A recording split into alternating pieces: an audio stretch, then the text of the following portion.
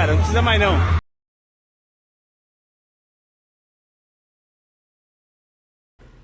Bom, vamos lá.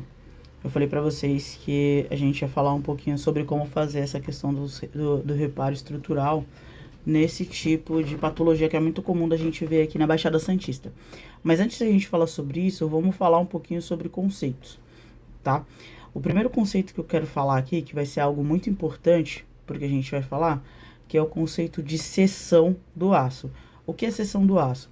Toda viga, pilar ou laje, ou toda peça de uma construção que faça função estrutural, quando a gente está falando de uma construção mista que envolve concreto e aço, sempre que a gente falar da seção do aço, a gente está falando de vergalhões, de estribos, no geral vergalhões.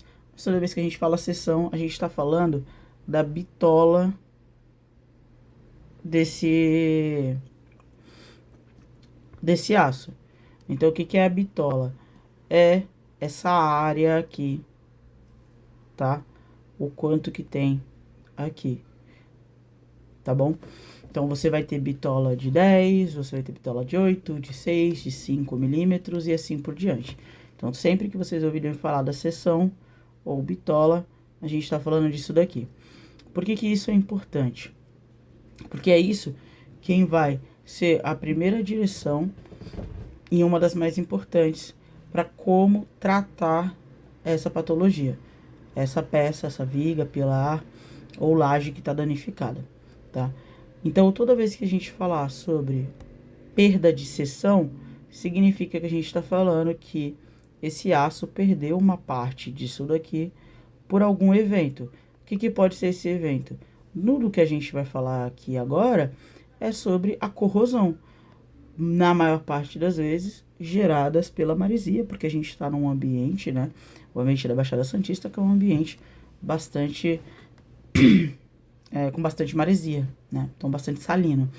E é extremamente prejudicial ali, no sentido de que extremamente agressivo para peças metálicas. Tanto que é muito comum, principalmente as pessoas mais antigas, né?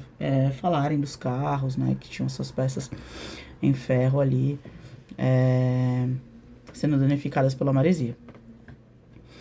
Toda vez que a gente fala dessa questão das correções, a gente precisa entender, além desse conceito, a questão do concreto, que o concreto, ele naturalmente, a menos que ele tenha algum aditivo na sua composição, ali na sua mistura, né, quando ele foi preparado para fazer, né, a concretagem daquela peça, seja uma viga, um pilar ou uma laje, a menos que ele tenha algum tipo de aditivo que o torne resistente ao agente da água, seja ela salina, mais agressiva, seja ela não salina. De toda forma, o concreto ele não é feito para estar submerso, ele não é feito para estar o tempo inteiro encharcado. Além do encharque do concreto, que tende a apodrecer com isso, é por isso que é importante, se o concreto não é preparado, né, com aditivos impermeabilizantes, ele ser constantemente impermeabilizado. Além disso, essa água, deixando o concreto encharcado, faz com que a ferragem também seja atacada. Então, é como se você colocasse ali a barra de ferro, a barra de aço, dentro da água, e aí começa o processo de corrosão. Entendemos esse conceito? Antes de mais nada, também é importante entender que, no Brasil, as NBRs, que são as normas brasileiras de regulamentação, tem pelo menos 12 que regulamentam esse tipo de reparo em estrutura. E por que eu tô falando isso? Porque aqui a gente vai falar dos casos mais genéricos, mas esse tipo de análise precisa ser feita por um engenheiro, uma pessoa que sabe exatamente do que está fazendo, porque pode colocar a estrutura em risco, né? Então a gente tem aí um prédio, uma casa que pode vir a colapsar, pode vir a cair, a depender do que a gente tem ali de patologia na estrutura. Então, de NBR tem pelo menos 12 para reger esse tipo de reparo, esse tipo de cuidado, e além disso, tem pelo menos mais umas 5 que são de produtos específicos, que são utilizados ali no momento desse reparo, tá?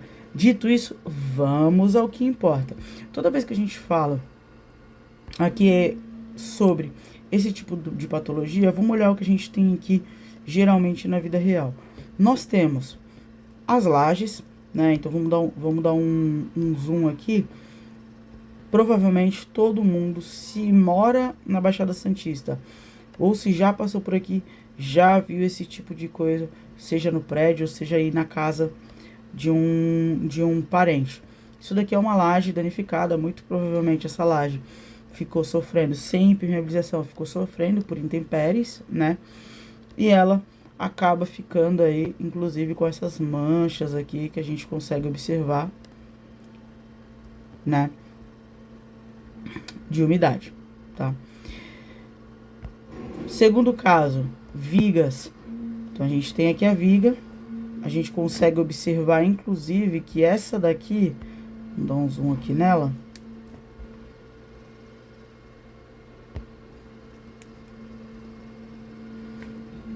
Essa daqui, ela tá já até uma parte do estribo aparente.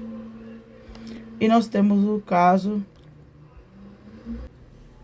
das colunas. Então, as colunas a gente consegue ver aqui que também já tá bem danificada. Aí, vamos entender então o que é feito em cada caso desse daqui.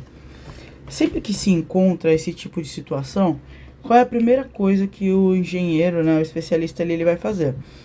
Ele vai analisar se essas ferragens que estão expostas aqui, se elas perderam seção. Então, lembra lá, a gente falou já do que é seção. Se elas perderam seção e se esse concreto ainda tem condições de suportar, né? Se o restante do concreto tem condições de suportar a carga a que a estrutura se propõe a suportar. Como que é feito isso? É feita uma raspagem, vai se tirando tudo que tá podre,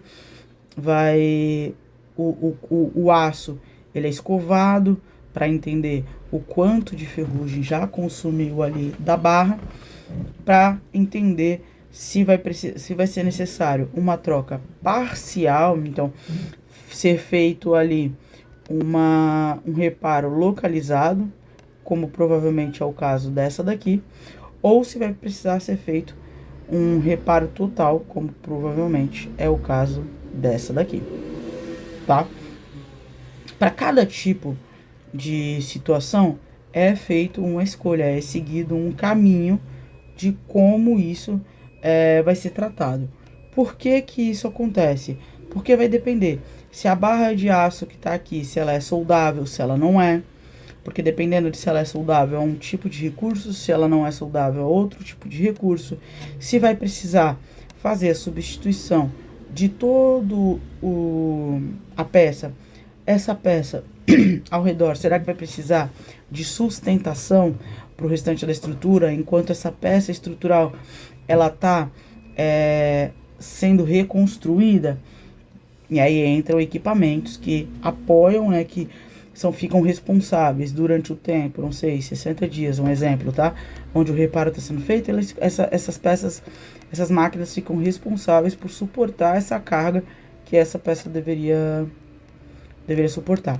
Então, feito isso, essa primeira análise de entender, né? Raspar, tirar concreto, entender até onde que o dano, se precisa fazer a substituição toda, da peça toda, é isso que eu comentei.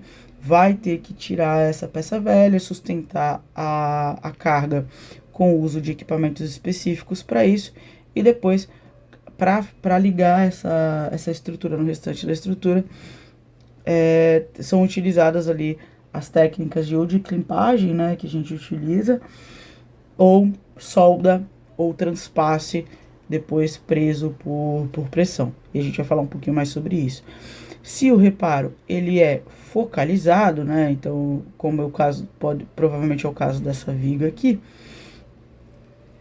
substitui-se essa barra que está danificada por uma outra barra, e aí tem a norma que vai dizer o quanto que essa barra, então o quanto que essa barra vai ter que transpassar. Então você vai, por exemplo, vamos supor aqui, tá? Que a barra que já existia ela tá boa aqui e até aqui. E essa parte todinha aqui em amarelo precisa ser retirada. A nova barra que chegar, ela vai ter que vir daqui até aqui e ou ser presa, né, por solda. Então, esses círculos aqui, vamos imaginar aqui que é uma solda. Ou vão ser presos, por exemplo, por transpasso arame cozido, igual a gente faz com arranque de laje, para ver os pilares, superiores, tá? E tem um outro recurso também, que é o que a gente chama de luva. Aí vai depender, novamente, do caso em que a gente encontra, né, a estrutura. Tem a luva, que a luva nada mais é, vamos voltar aqui, imaginem o seguinte, que a gente tem, novamente, as barras, encontramos a barra aqui saudável, a barra, essa onde está a região amarela, é a barra que é inutilizável, e aí vem uma barra aqui, e usa-se uma peça que se chama luva, tá? Que ela vem conectando a barra existente, que é essa daqui,